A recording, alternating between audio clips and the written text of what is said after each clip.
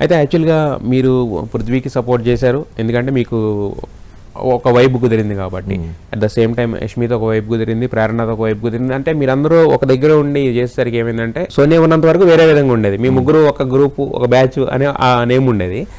వెళ్ళిపోయిన తర్వాత మీ నలుగురు ఒక వైపులో ఉండడంతో అంటే వీళ్ళందరూ ఒక బ్యాచ్ గ్రూప్ గేమ్ ఆడుతున్నారు. తర్వాత అంటే లాంగ్వేజ్ బ్యారియర్ జనరల్గా రాకూడదు, కానీ అక్కడ వచ్చింది అనమాట. ఇది కే బ్యాచ్, అది టీ బ్యాచ్ అలా అని చెప్పి, కన్నడ బ్యాచ్ అని చెప్పి. సో అంటే ఇప్పుడు నలుగురితో తప్పించి మిగతా ఎవరితో కుదరలేదా, లేకపోతే ఏంటిది? ఇప్పుడు వైల్డ్ కార్డ్స్ వచ్చిన తర్వాత అవినాష్, రోహిణి, ప్రేరణ వీళ్ళు కలిశారు. అప్పుడు ఎందుకు రాలేదు టీ బ్యాచ్, కే బ్యాచ్ అడుగుతున్నా. సెకండ్, నేను అవినాష్ ఇవన్నీ కలుస్తాం అంటే ఇప్పుడు మేము మాత్రమే నలుగురు మాట్లాడేసరికి బ్యాచ్ అయిపోతే ఈ నలుగురు ఏమయ్యారు మళ్ళా? వీళ్ళు కలవట్లేదా? గ్రూపిజం ఇక్కడ మాత్రం జరుగుతుందా? ఇక్కడ జరగట్లేదా? That's my point.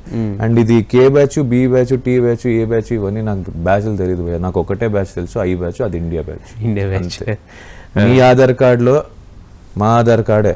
అవును, మేము కే బ్యాచ్ లో వాడే 500 నోటు, టీ బ్యాచ్ లో కూడా అదే 500 నోట్లు వాడతాం.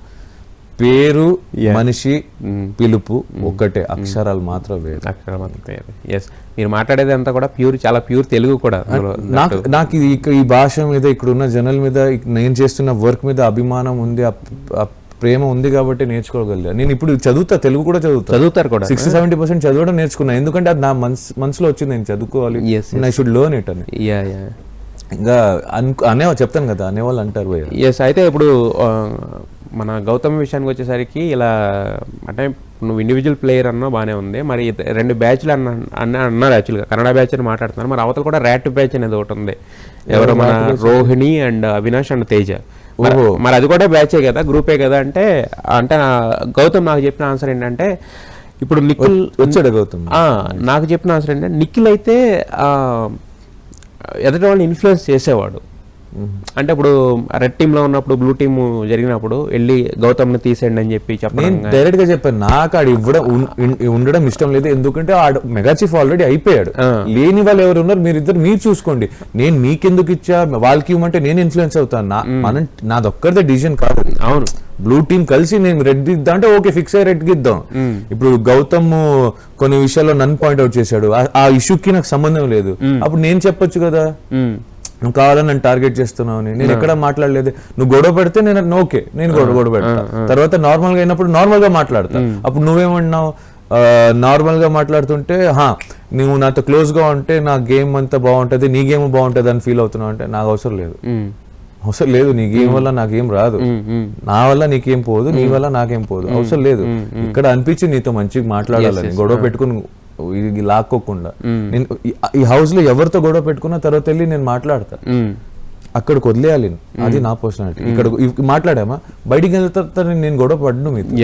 ఇక్కడ సాల్వ్ అయితే అది అక్కడ ఎక్కడ సాల్వ్ చేస్తామో అక్కడ వదిలేసి వెళ్ళిపోవాలి.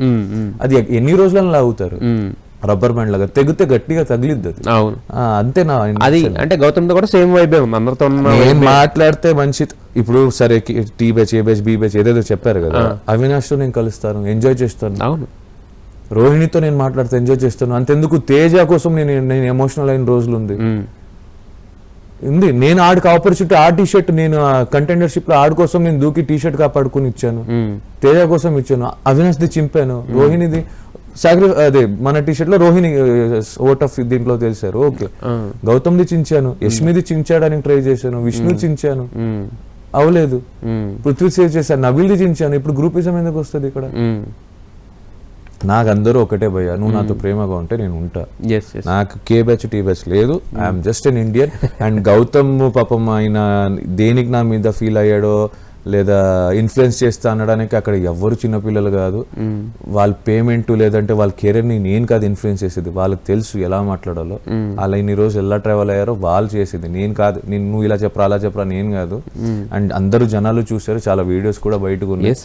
అవన్నీ నాకు అవసరం లేదు. అంటే ఇప్పుడు బేసిక్ గా సీజన్ అనేది అయిపోయింది, యువర్ ద విన్నర్ అనేది డిసైడ్ అయిపోయింది. మనం మాట్లాడుకునేది ఏంటంటే జనాలకి ఏమన్నా అంటే మీకు ఓటేసిన వాళ్ళు ఏంటంటే మీ గురించి ఈచ్ అండ్ ఎవ్రీథింగ్ తెలుసు కాబట్టి ప్రతిదీ చూసి ఓటేస్తారు. యాక్చువల్గా వేయిన వాళ్ళు ఉంటారు కదా, వాళ్ళకి ఏమైనా క్లారిటీలు కావాలంటే క్లారిటీలు ఇవ్వడం, అంత మించి ఏం లేదు. వాళ్ళకి జెన్యూన్ గా నన్ను ఇష్టపడే వాళ్ళకి మీ ఏమంటారు దాన్ని, పాదాభి వందనాలు. పాదాభివందనాలు. కొన్ని స్పష్టంగా ఉన్న పదాలు, అంటే సంస్కృతం లాగా ఉన్న పదాలు రాదు, ఏమనుకోకండి. And but feel is genuine. నన్ను హేట్ చేసి లేదా నేను తప్పు అనుకునే వాళ్ళు మీకు ఎక్స్ప్లెనేషన్ ఇవ్వాలి అనుకుని ఫీల్ అవ్వట్లేదు నేను. కానీ నా మనసాక్షి పరంగా నేను జెన్యూన్గా ఉన్నా. ఎవరు ఎంత పోర్ట్రేట్ చేసినా ఎవరికి తగ్గేదేలే. యా